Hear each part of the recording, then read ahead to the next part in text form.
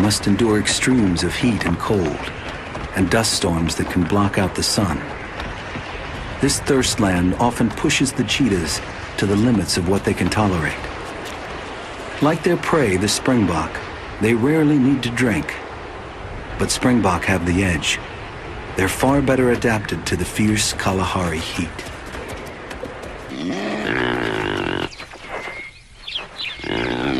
The big moment has arrived for the territorial springbok ram. A breeding herd has come by. He wastes no time as he checks each ewe for signs that she's receptive. Most of them ignore his attentions.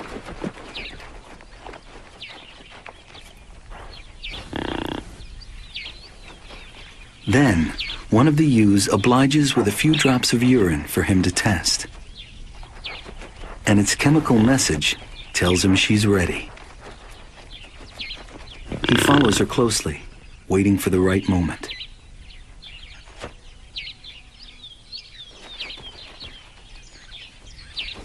And with a single well-aimed thrust, the act of procreation is over.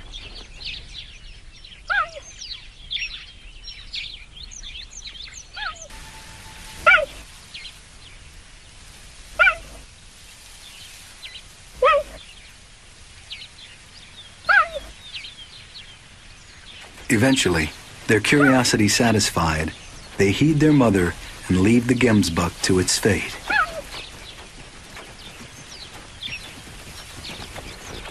In the dry riverbed, the male springbok has a problem. The breeding herd is grazing its way out of his territory. He wants them to hang around. The longer they stay, the more ewes he can impregnate. So he tries to herd them back. But he's powerless to hold them against their will.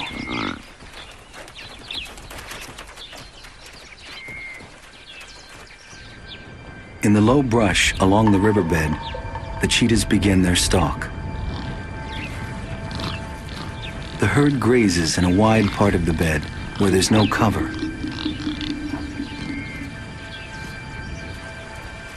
The mother leads. In this situation, her cubs are worse than useless and often give the stalk away.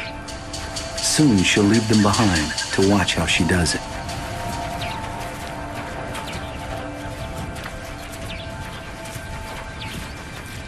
The ram, distracted by his wandering herd, hasn't seen the cheetahs closing in on him, barely 100 yards away.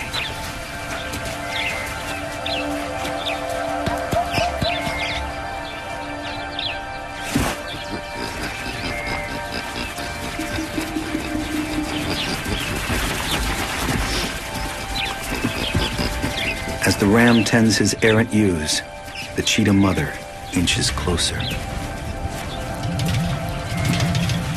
The cubs would like to join in, but they're learning to sit tight.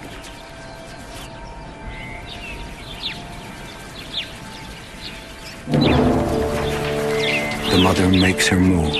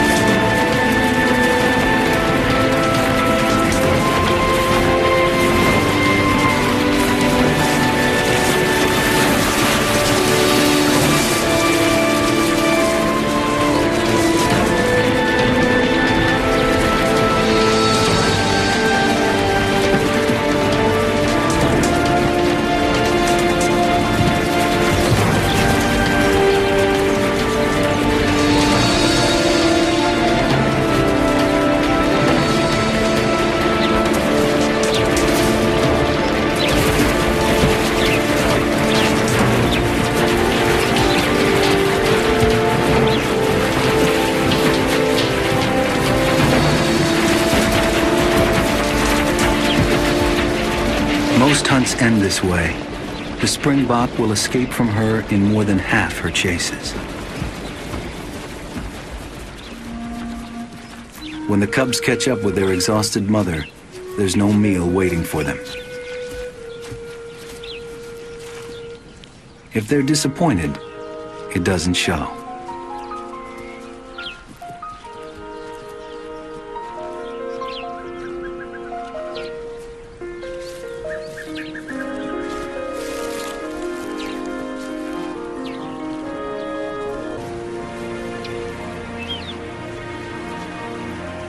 Evening brings relief from the day's heat, and the ground squirrels forage until it's time to go into their burrows for the night. The cheetahs, too, will settle down to sleep somewhere in the dunes, while the squirrels continue their endless antics and squabblings over choice pickings below.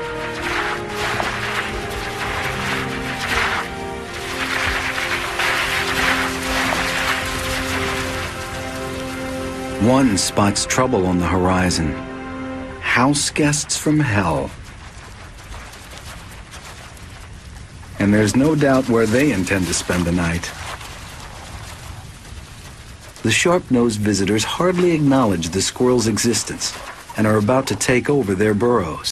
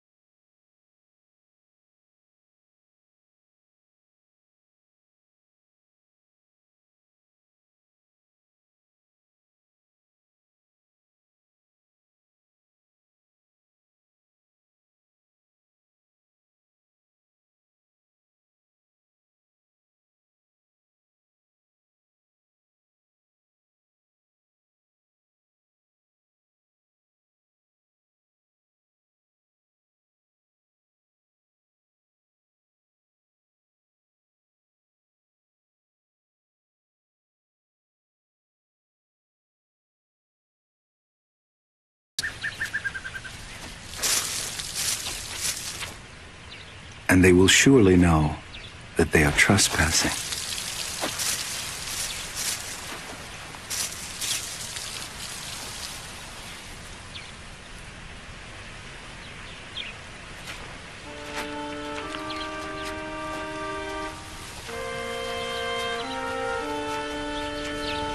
In fact, they have already been seen by two older males who are long established in the area. The older pair respond immediately. Like the springbok, cheetahs claim mating rights within their territories. They'll defend these furiously. The intruders continue to explore and trespass, unaware of what they're walking into.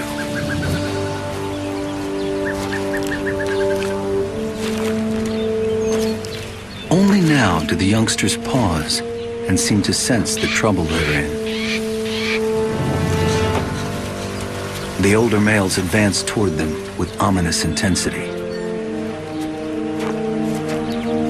Male cheetahs will sometimes kill one another in territorial fights.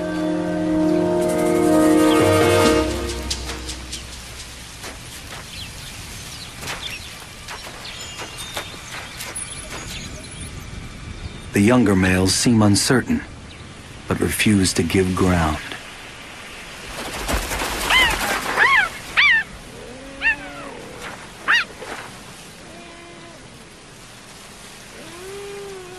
The older males flank the youngsters threateningly. Each side waits for the other to make the first move.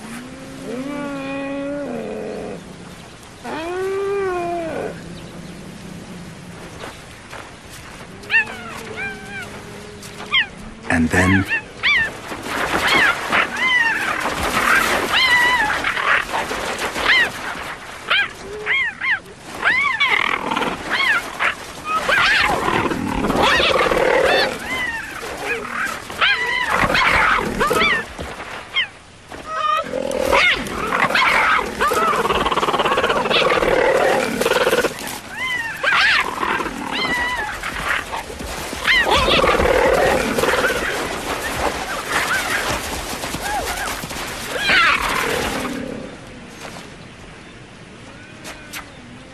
it's a standoff.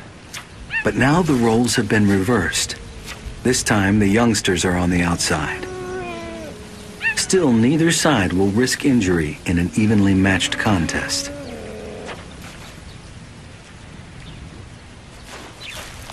But then, surprisingly, the older males begin to slink away.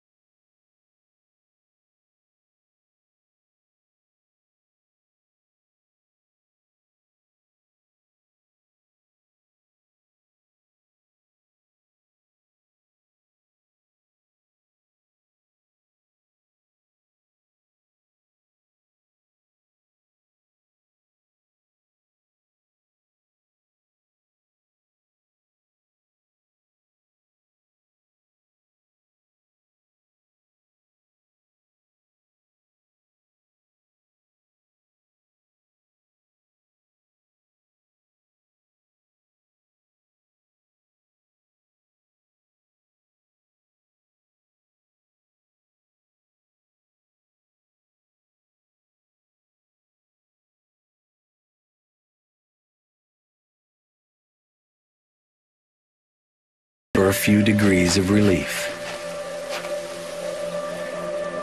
The cheetah males have taken refuge in the shade, while nearby gemsbuck keep an eye on them. Prostrate with the Kalahari heat, the cats must pant heavily to keep cool. In the past few days, the ostrich eggs have been hatching fast, and the male has been swallowing quantities of the calcium-rich shells, often with the soft inner lining still attached.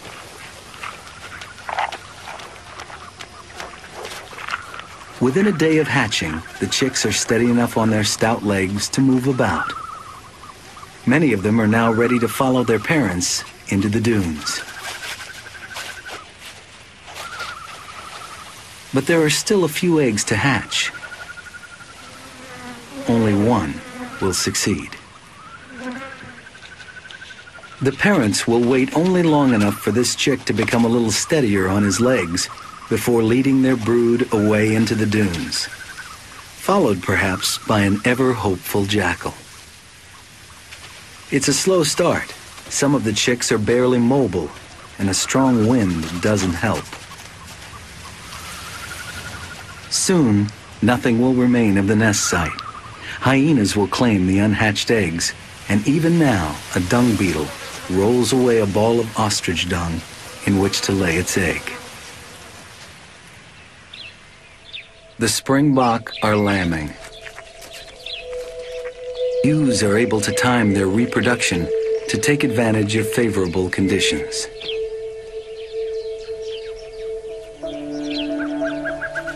The ewes also synchronize their birth, so for about a month, the market is flooded with an abundance of small, easy meals. The arrival of this youngster has attracted some curious ewes, but the sooner they leave the mother and her newborn, the better. So much attention could attract predators. The newborn lamb is defenseless and must stay hidden for about the first 20 days of its life. Within a month, this wobbly youngster must be swift enough to run with the herd.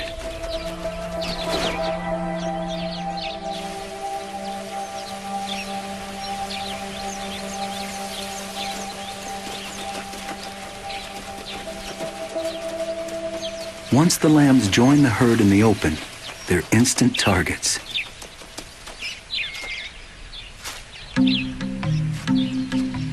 In the ancient race, the lambs must try their legs, and the cheetah cubs must learn to hunt.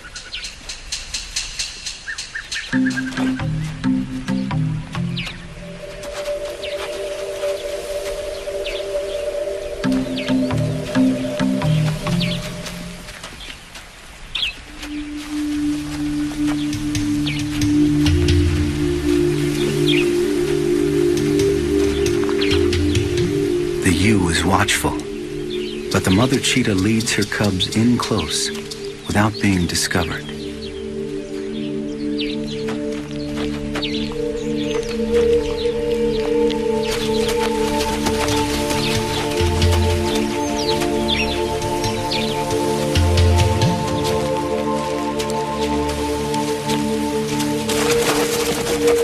The lamb must also master the exuberant art of pronking, but his timing is terrible.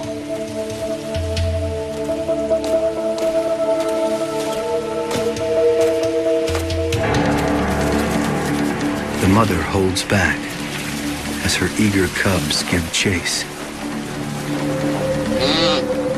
This is their training, but they still have a lot to learn.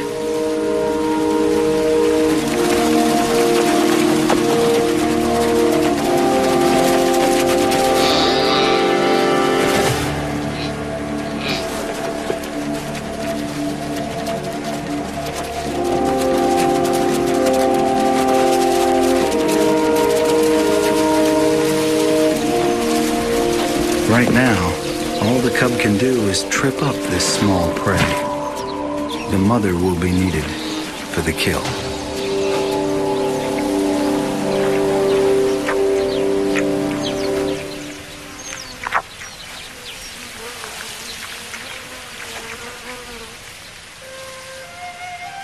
For several days after her lamb has been taken, the ewe returns to search for it.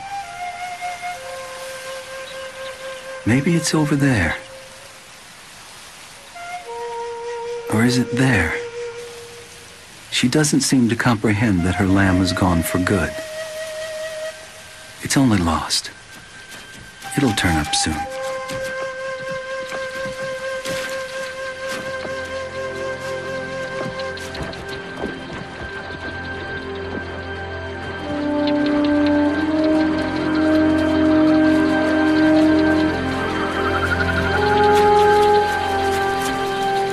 Rain in the Kalahari is always patchy and unpredictable. It's been nearly a year since more than a few drops fell in these parts. But now a tremendous storm is brewing.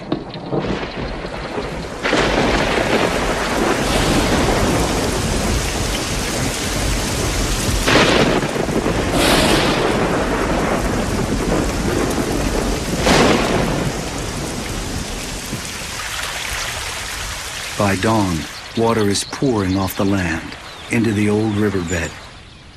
For the first time in years, a river is flowing where just yesterday there was only bone-dry sand.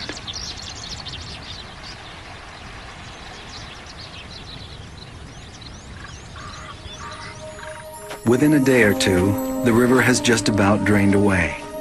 But the water has worked its magic as ephemeral plants of the desert put on a show. The dunes support a riot of blossoms. A bumper crop of bitter gemsbuck melons and sama melons ripen for the lean times that will surely return. The rains have ensured that in this part of the Kalahari, there is grazing for the springbok, and springbok for the cheetah.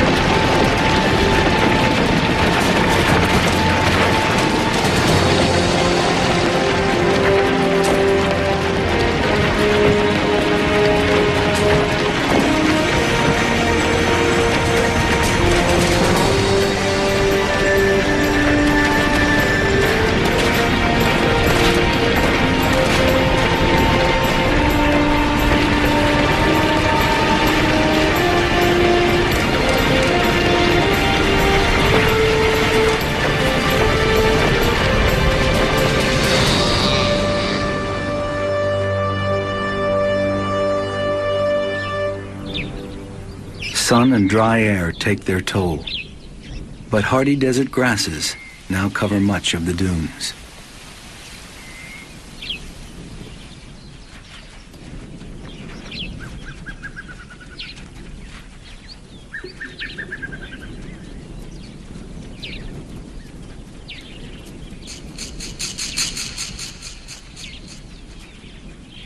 The small ostrich chicks are easy targets in the riverbed. The mother and her cubs can take their time. There'll be no need for a stalk. They can simply trot down to get one. The male ostrich immediately goes into action by enticing a cub to chase him.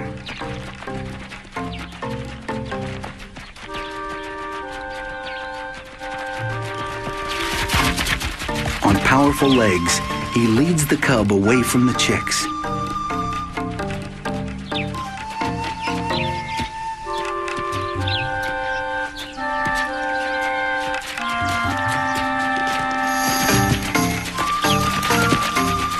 Whenever the cub tries to return to his family, the ostrich tempts him into another irresistible chase. The strategy works well, and while the ostrich is distracting the cub, he's buying time for his chicks. The female, too, has an act. She pretends to be lame and flounders away from her chicks. She makes herself look like an easy catch. The other cubs and the mother have each caught a chick and can ignore the convincing performance of the female ostrich. But the inept cubs are not sure what to do with their chicks. Meanwhile, the male ostrich continues his teasing game and almost looks as though he's enjoying it.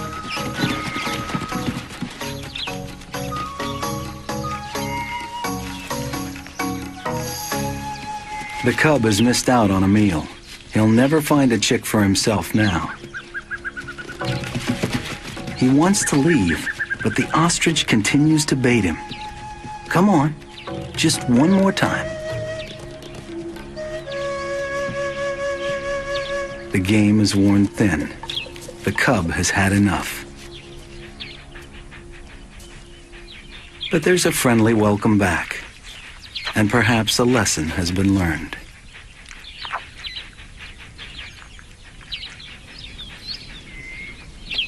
Six months have passed, and the dawning of a Kalahari winter's day can be intensely cold. Temperatures well below freezing are not uncommon. The first meerkat to emerge from its burrow faces the sun to warm up, while nearby, young springbok rams engage in an awkward bout of sparring.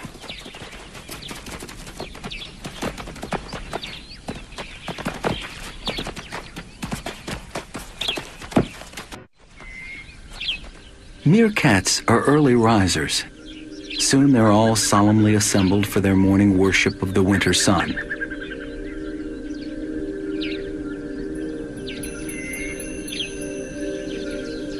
But some young ones can't rise to the occasion.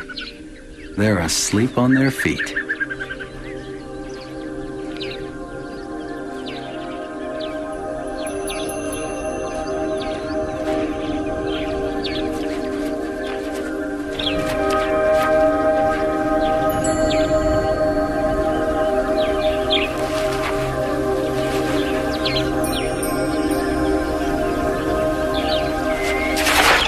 The youngsters with their smaller bodies warm up first, and the ranks fall out in disarray.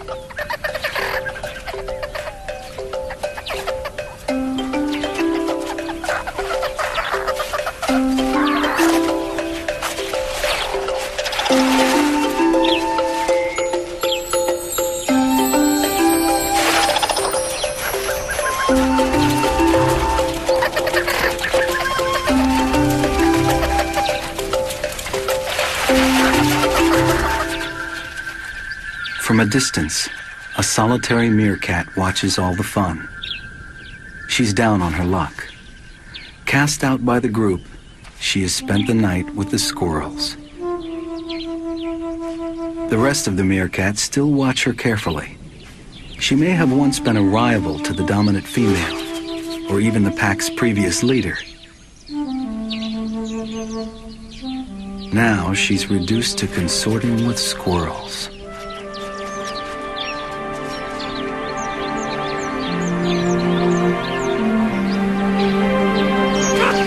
When her pack leaves, they leave without her. She watches them go. She'll follow them at a distance as they forage through the day. But first, the outcast checks the burrows where the pack spent the night. There's no future for a single meerkat. She'll trail the pack until the grudge is forgotten. The cheetah cubs are about 18 months old now, as big as their mother and old enough to leave her to seek their own fortunes. Once they go, she may never see them again.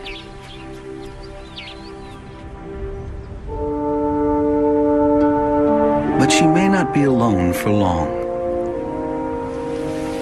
Not far off, the two young males rest in the dunes, keeping a close watch on wildebeest in the riverbed below. They've spotted the calves in the herd. They won't run at prey down a steep dune. Instead, they'll take a roundabout route to get on the same level as the wildebeest.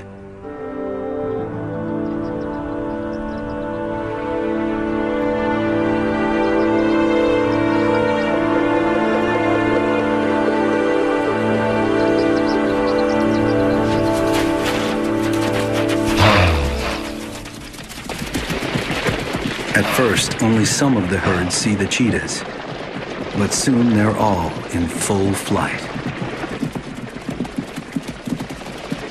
They've caught a calf, but once again, they may have to contend with the ferocity of maternal instinct.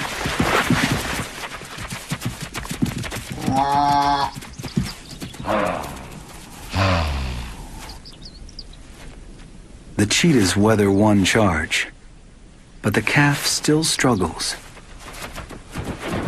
and the mother won't give up.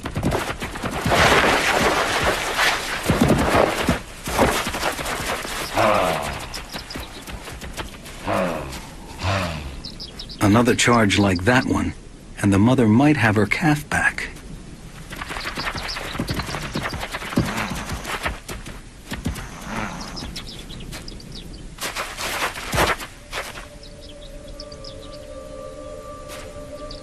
But she has given up, and the calf is doomed.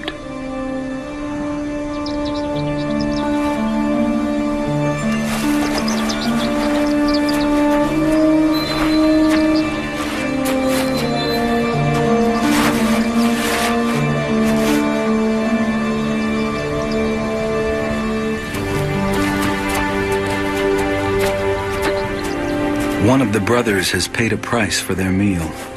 He's bleeding from a horn wound in his thigh.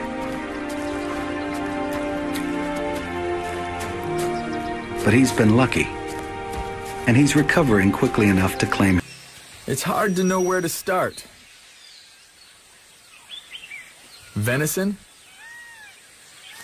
Pulled pork? Tastes like chicken.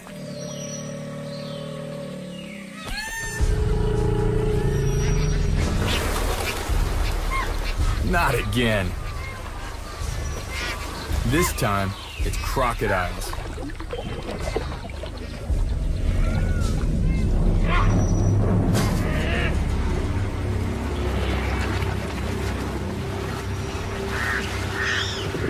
Chaos becomes opportunity.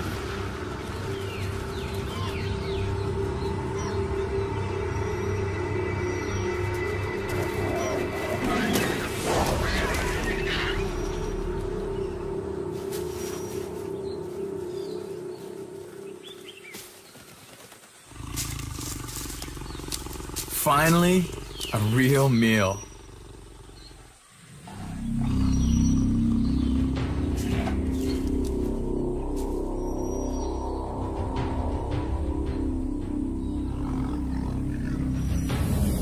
Even the biggest cat in the world struggles in these parched woods.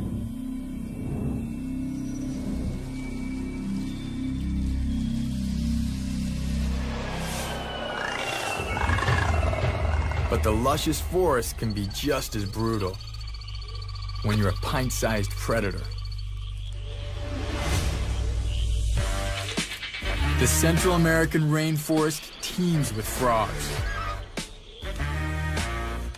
Many no bigger than a nickel.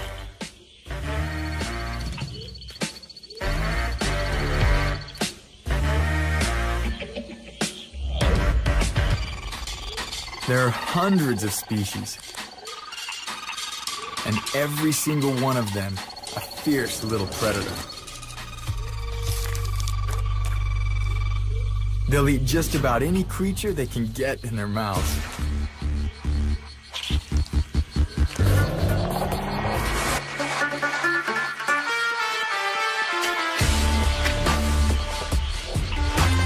But all rainforest frogs begin their lives with the odds stacked against them.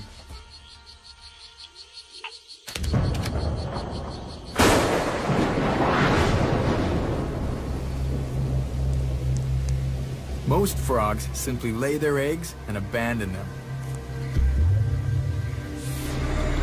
to the elements and to predators.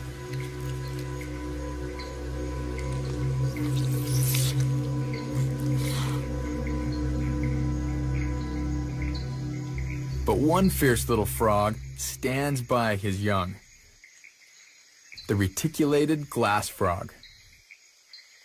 It's named for its transparent skin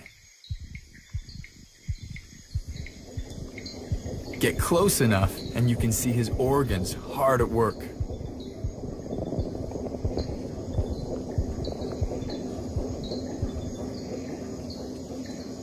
Mom is nowhere to be found. Dad does it all, guarding the clutch 24 hours a day.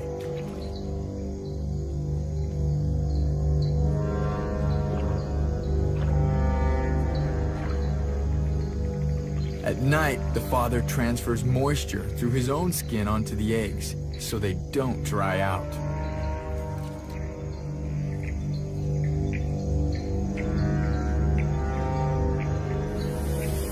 Come daybreak, he must defend his brood from their worst enemy.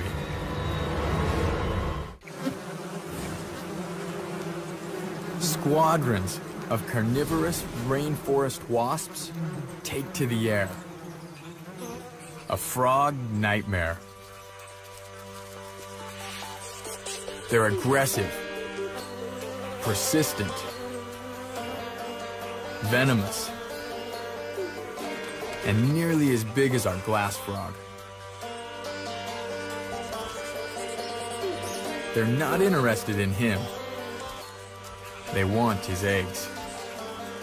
But if the wasps think they can eat his babies without a fight, they've got another thing coming.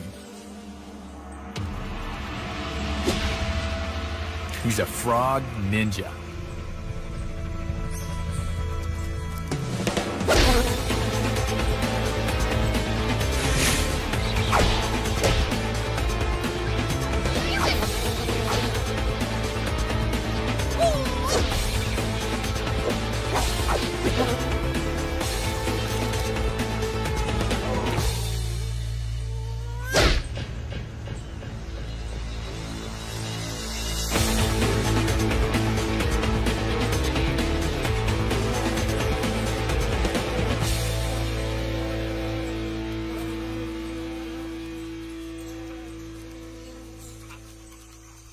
One little frog can only do so much.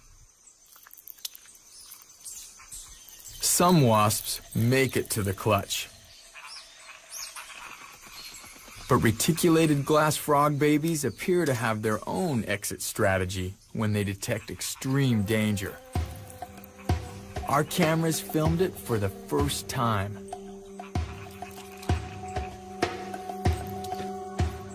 Some of the embryos pop out prematurely and make a break for it.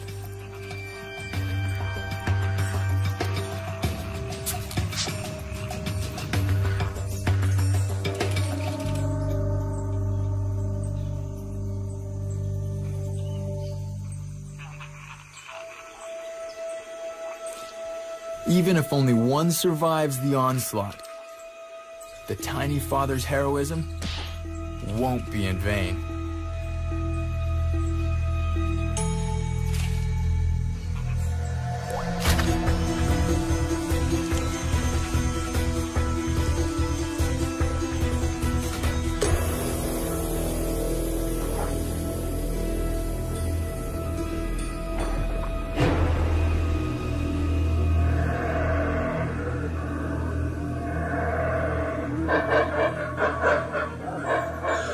In the rainforest, every level teems with predators attuned to their particular place. At the very top, over 100 feet up, life is precarious. Here, a petulant princess is imprisoned in a tower. A harpy eagle chick, trapped atop one of the tallest trees in the forest, the quipo. She's a 20-pound monster, daughter of the most powerful raptor on Earth. She's nearly full-grown, except for one thing. Her flight feathers are still coming in, so she can't fly.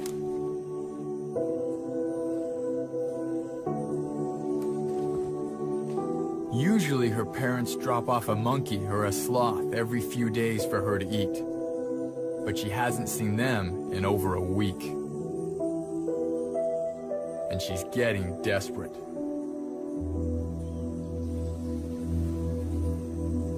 The nest reeks of old kills. Biting insects are a constant torment.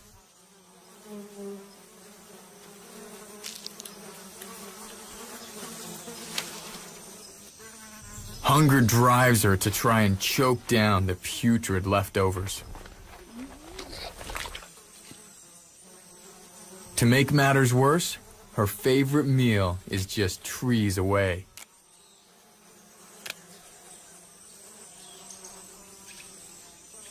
A sloth, moving at a mouth-watering 1/10 of a mile per hour.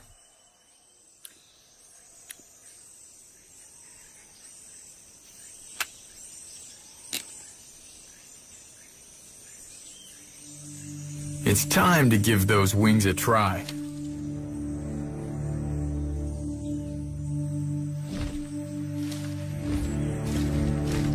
Dangerous business.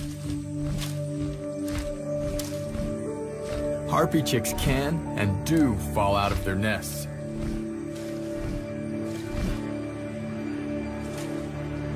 Flying practice turns to tantrum. And a workout for those talons. They're as big as grizzly bear claws.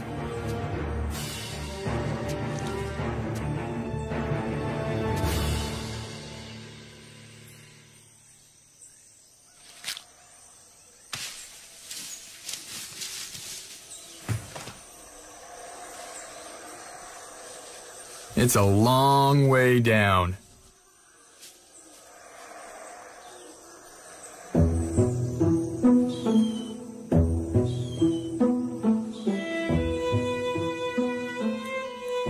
She's trapped and doesn't know when her next meal is coming.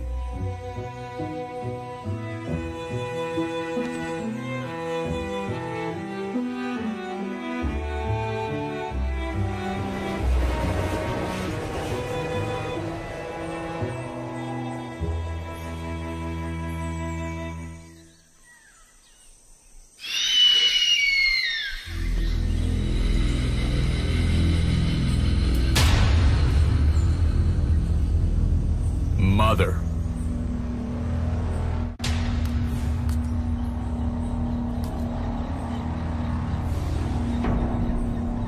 Deeper in the forest, another sloth ascends to the sky, unaware that a fury of maternal instinct has taken to the air.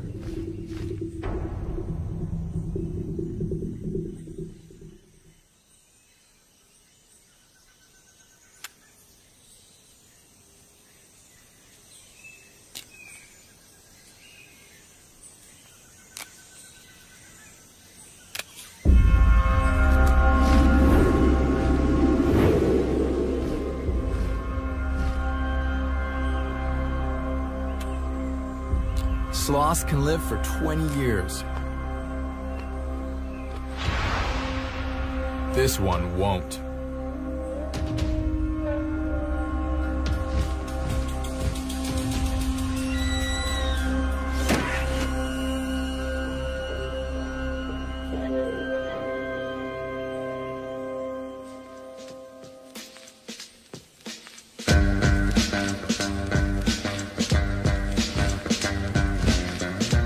With her agile 7-foot wingspan, the mother harpy eagle carries her catch with surprising ease.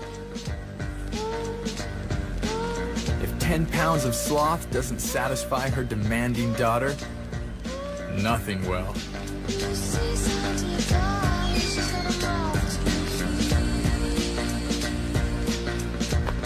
Fresh meat is finally on its way.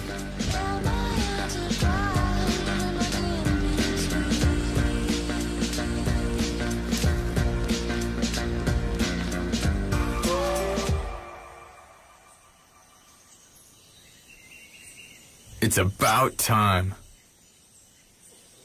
At first, the overgrown chick seems defensive.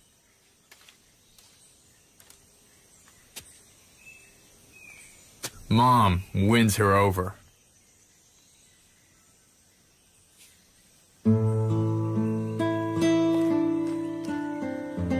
She tidies up the nest. Then she dismembers the carcass and feeds it to her giant daughter as if she were a newborn. Harpy eagles raise only one chick every 2 or 3 years.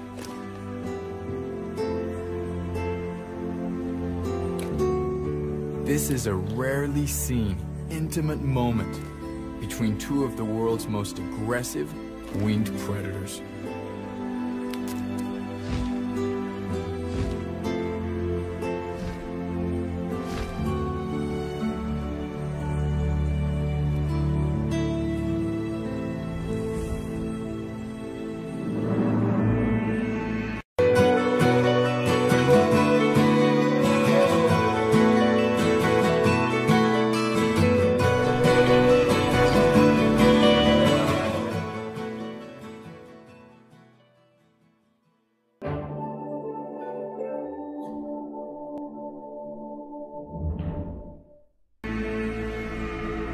Harpies are masters of the canopy.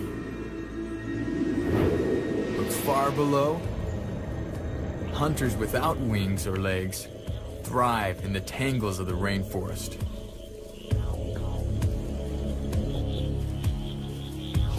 Looks like this guy's trying to get up the tree here. He's a boa constrictor, and he kills by strangling the life out of his prey. But he's got cousins I'd rather not handle. The forest offers a variety of habitats that predators can utilize. The ground, for example, it's covered in brush and debris, great places for venomous snakes to ambush prey. Nearly invisible in the leaf litter, a killer has been waiting motionless for weeks.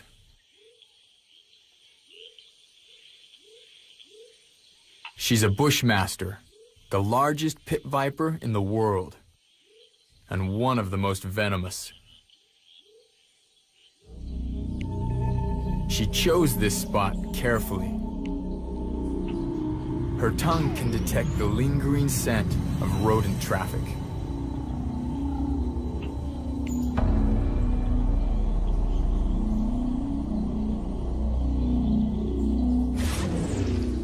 She'll stay here as long as she has to.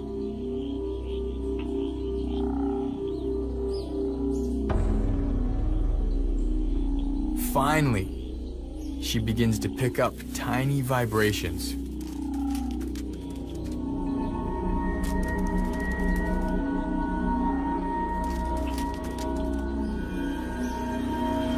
Pits on her face pinpoint the signature of body heat.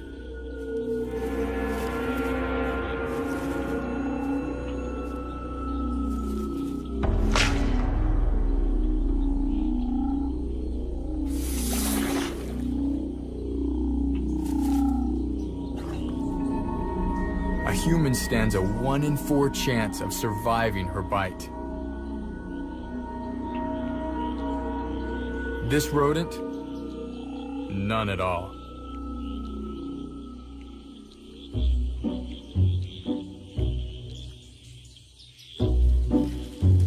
Always starting with the head, she walks the prey down her gullet. One fang at a time.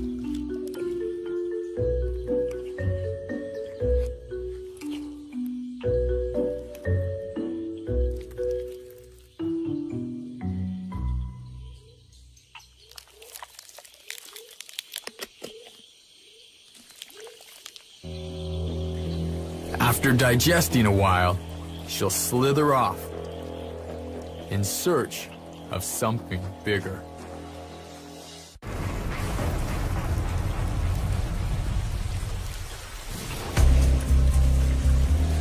The Bushmaster has a surprisingly sophisticated map of the rainforest in her head.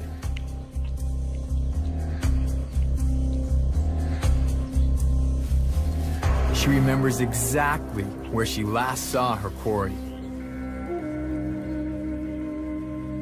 An armadillo.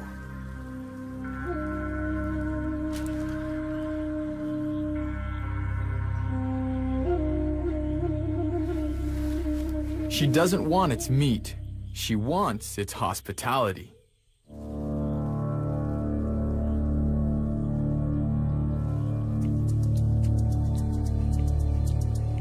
Armadillo dens are the perfect size for what she has in mind.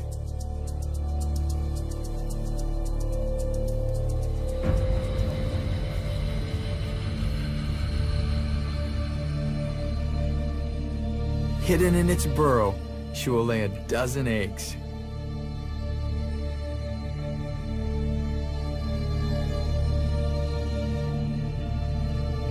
For 2.5 months, she'll guard them, not even leaving to eat. But when the babies begin to hatch, she's already gone.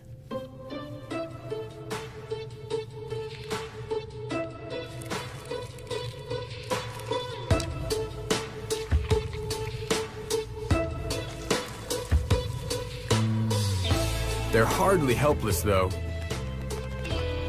and quickly get down to the task of finding their first meal.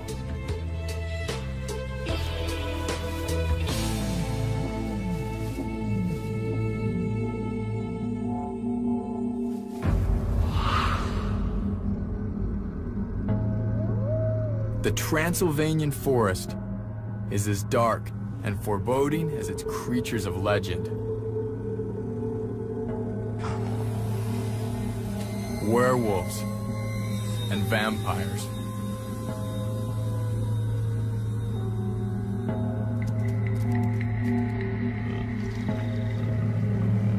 But the most bloodthirsty of them all is quite real. The least weasel has a problem. He simply can't stop killing. His predator programming has no off switch.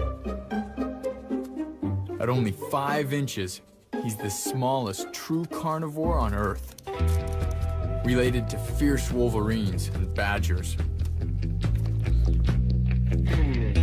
So don't let that face fool you. His metabolism is so turbocharged, he needs to eat more than 1/3 of his body weight. That's up to 10 meals every day.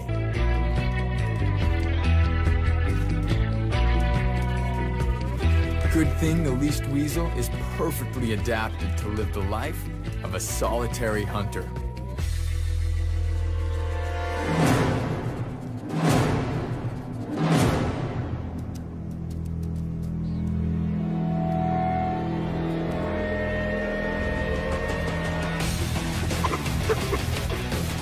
With his long, flexible spine, his whole body becomes a vice, constricting the prey.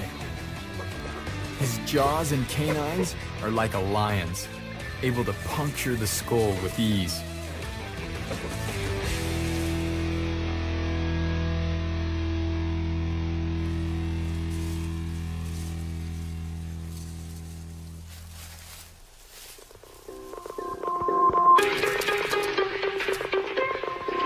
He stops only long enough to eat the brains, his equivalent of an energy bar. He doesn't have time for the rest now. The compulsion to kill propels him back to the hunt.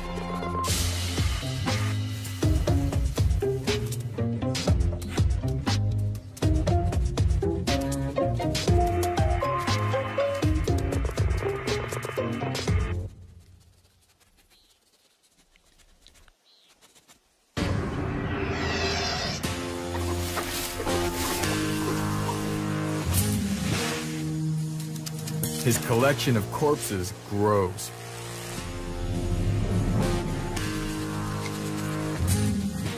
He's a serial killer with a hoarding problem.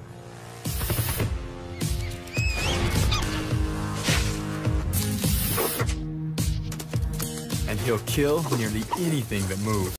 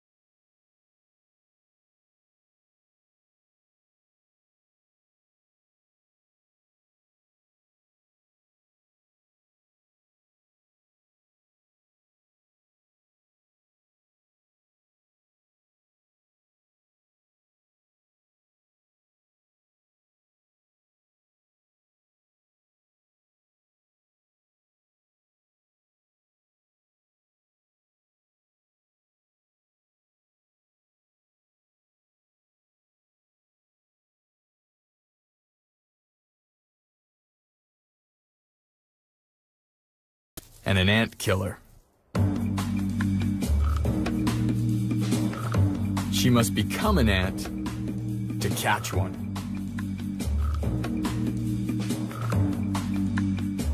First, she embeds herself with the troops.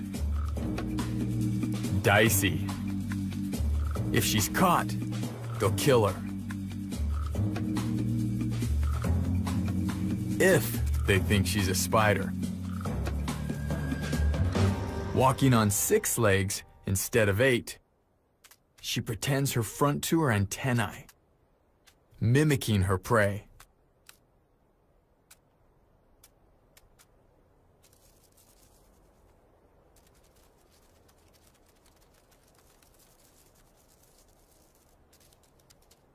She singles out a loner that stops for a bit of grooming.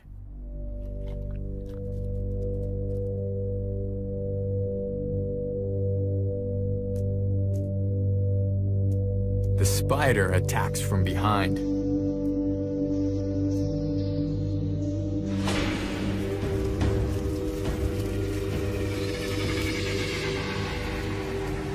Her venom does the dirty work.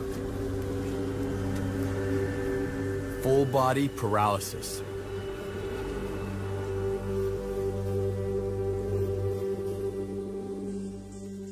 Now, how to get out of here alive with the prize.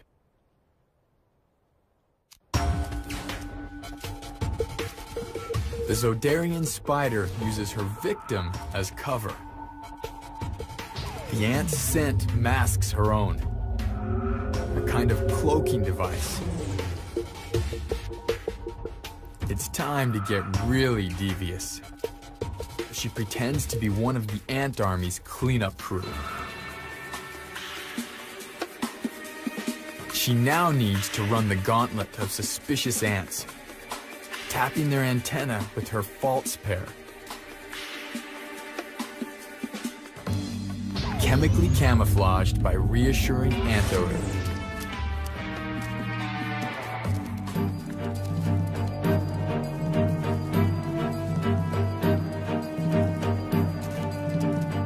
If she loses her nerve or drops her bounty, she's exposed.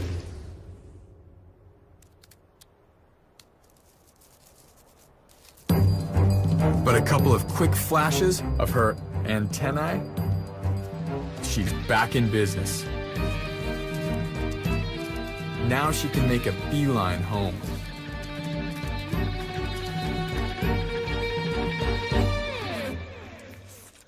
At a safe distance, she sucks up the juices until nothing is left but an empty shell.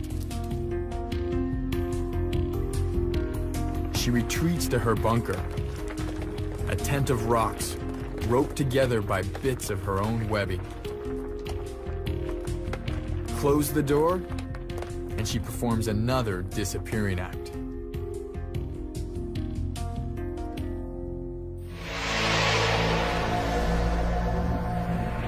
The forest is full of lone assassins.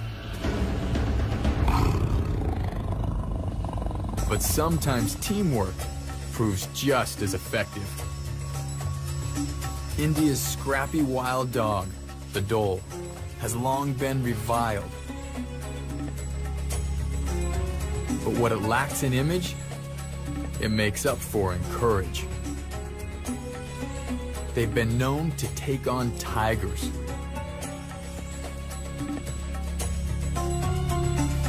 These rare dogs are crazy about each other and work together like a well-oiled machine. This dhole is a standout guy. Like most of his buddies, he's mastered the handstand pee.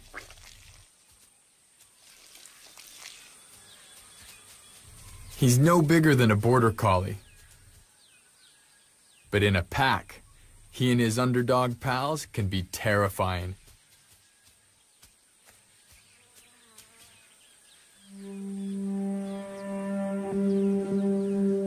Right now, they've set their sights on a sambar deer. 600 pounds of good eating.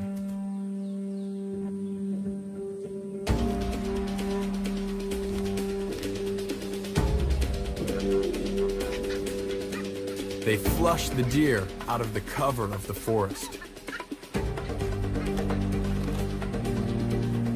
The dholes have stamina. So does the sambar.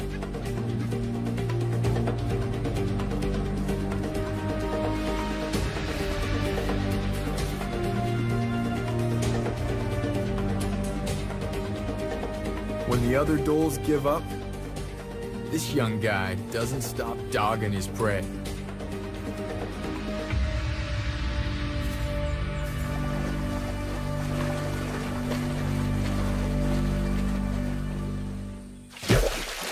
It looks like a standoff.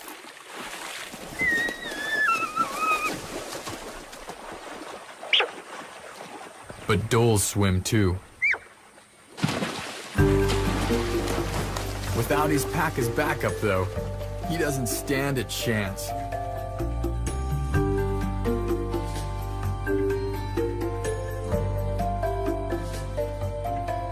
The dhole, exterminated for ages as vermin, is still in danger. Only now are we coming to understand their intensely secret lives.